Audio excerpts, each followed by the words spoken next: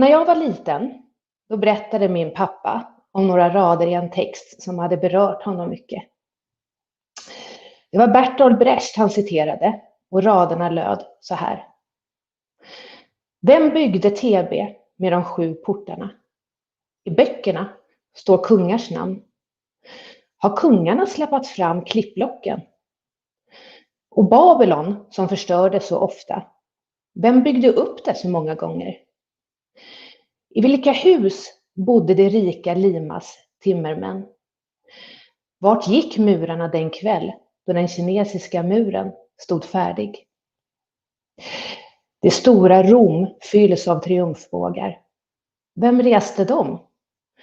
Vem triumferade Caesarerna över? Hade det mångbesjungna Bysans endast palats för sina invånare? Till och med i det legendomspunna Atlantis skrek den natt havet slukade staden, de drunknande efter sina slavar. Den unga Alexander erövrade Indien. Han ensam. Caesar slog gallerna. Hade han inte åtminstone en kock med sig? Filip av Spanien grät när hans flotta gått under. Grät ingen mer än han. Fredrik den store segrade i 7-årskriget. Vem segrade mera än han? Varje sida en seger. Vem lagade festmåltiden? Var 10:e år en stor man. Vem betalade omkostnaderna? Så många rapporter, så många frågor. De här raderna beskriver så väl, tycker jag, den ensamma framgång som så ofta beskrivs i historieböcker. En ensam vit man utför stordåd. Karl X Gustav gick över Bält. Gustav II Adolf stupade i slaget vid Lützen. Caesar slog gallerna. Hade de inte ens en kock med sig? Var hjältekungarna så ensamma? Nej, naturligtvis var de inte det. När Livrustkammaren omdanade sin basutställning häromåret fanns många föremål och lämningar från hjältekungarna att visa upp. Livrustkammaren grundades av Gustav II Adolf 1628 genom att han skänkte 2 dräkter för evig åminnelse. Dessa har sedan dess bevarats i museet tillsammans med många andra fantastiska föremål som Gustav III:s maskeraddräkt från dådet på Operan 1792 och Karl XII:s rock från belägringen av Fredriksten 1718. Livrustkammaren har fantastiska samlingar, bland annat en av världens främsta bevarade dräktsamlingar från 1600-talet. Ja, alltså från män då, för att man sparar ju inte dräkter från kvinnor. Ett uttalat syfte i arbetet med den nya basutställningen var att öka representationen av kvinnor och deras historia. Arbetet blev till viss del utmanande då det helt enkelt saknades föremål från många betydande kvinnor. Männen är ensamma representanter för sitt välde. Livrustkammaren har dock i många år arbetat med att öka representationen genom till exempel skolprogram som Kan man vara mer hetero än kungen och ökad mångfald i de bilder som beskriver museet. Och man hittade nya sätt att berätta kvinnors historia i utställningen. Gå dit när museet öppnar igen så får ni se. De har också i många år arbetat med att göra kunskap fritt tillgänglig genom att donera alla sina högupplösta bilder till Wikimedia Commons. Med bilderna följer en stor mängd information om vilka personer som har använt föremålen, när och var de tillverkades och av vem, material och teknik och vid om någon historisk händelse de har använts.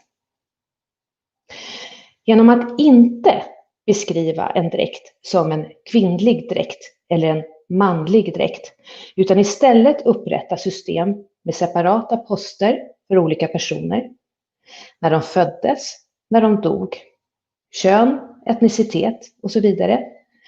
När allt det kan dokumenteras och sedan länkas till föremålen får vi syn på en större bild.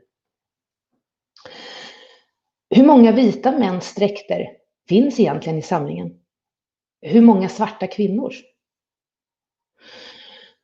För några år sedan skrev jag ett blogginlägg på Wikimedia Sveriges blogg som skulle handla om varför vi från museernas sida samarbetar med Wikimedia. Jag drog ut på det, som jag brukar göra, för att jag inte riktigt kunde formulera någonting så självklart. Jag skrev om självklarheten i att ha fria licenser, vikten av att dela med sig av kunskap och om hur utbytet av kunskap tillsammans blir större och bättre. Jag skrev om hur de fria bilderna spreds över världen, hur människor återkom och sa att de nu kunde använda våra bilder och den kunskap vi delat med oss av så att deras värld blev lite bättre. Jag skrev om hur vi försökte bygga vidare på deras tankar, hur de gick in i varandra, hur vi kunde använda insikter för att tänka vidare, för att kunna tänka större. Sedan dess har vi tagit stora kliv på vägen. Vi utvecklar nya metoder för att skapa möjligheter att länka poster till varandra genom öppen länkad data. All information, kunskap, bilder och 3D-modeller från museerna är öppna och tillgängliga. Museernas medarbetare skriver Wikipedia-artiklar om drottningar och om kungar, om historiska händelser och om föremålen i sig. Artiklarna kopplar till bilder av föremålen. Föremålen kopplar till Wikidata. Deras materialkategorier kopplas till andra Wikidata-objekt. De kopplar i sin tur till andra museisamlingar över hela världen. Vi ser något specifikt ur vårt perspektiv, oavsett vilka vi är. Andra personer ser andra aspekter, andra perspektiv. Centralmuseerna i Sverige vill använda Wikidata. I våra samtal ser vi inga andra alternativ. Vi vill att människor får möjligheten att se sambanden i enskildheten. Vi får en tydligare bild när vi väver samman samlingarna på Livrustkammaren med andra museisamlingar. Genom att inte enbart begränsa kunskapen till ett museums samling får vi kunskaper om helheter som annars inte syns. Var finns det egentligen samlingar från Gustav II Adolf? Och ganska många museer visar en Google-sökning. Hur många finns från hans gemål, Maria Eleonora? Betydligt färre. Genom Wikidata ser vi strukturerad data. Den är granskad, kontrollerad och granskad igen. Den binder samman Maria Eleonoras man, barn och efterlämnade föremål. Den ger oss tillgång till information och kunskap som vi inte visste att vi saknade. Vi hittar kunskap om saker vi redan visste att vi kunde. Om saker vi bara hört talas om. Och framför allt saker vi inte visste att vi ville kunna. När vi tror att världen består av ensamma hjältekungar visar oss Wikidata att så inte är fallet. De är sammanbundna av oändliga kopplingar. Kände de sig ensamma? Kände sig Filip av Spanien sig ensam när hans flotta gick under? Var det hans flotta? Grät han? Genom Wikidata finns möjligheten att länka ihop samlingar från hela världen. Den visar oanade mönster och gömd kunskap när den binds samman. Den är strukturerad, organiserad och visar hur samband kan skapas och upptäckas igen och igen. Den visar på omöjligheten att tro att hjältekungarna var ensamma. Via sambanden, kopplingarna och associationerna visar datat obönhörligen på det oundvikliga.